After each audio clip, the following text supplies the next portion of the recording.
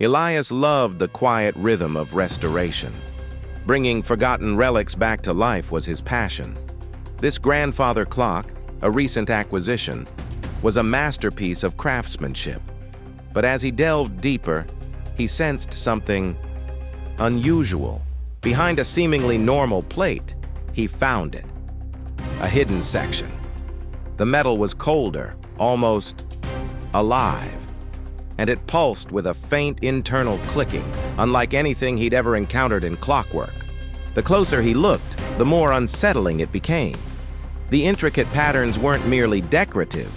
They seemed organic, almost like a network of tiny metallic nerves. He felt a prickle of unease, a feeling that he had stumbled upon something he shouldn't have. That night, Elias couldn't shake the feeling of being watched. The clicking from downstairs was more pronounced, a steady, rhythmic beat that seemed to echo in his very bones. And in the periphery of his vision, shadows danced with a life of their own. It wasn't just the clock. Other antique mechanisms in his workshop began to exhibit the same strange behavior. A music box, once playing sweet melodies, now emitted a disturbing chorus of clicks, and then he saw it, a thin metallic thread growing from within the wood. It was spreading. This infection.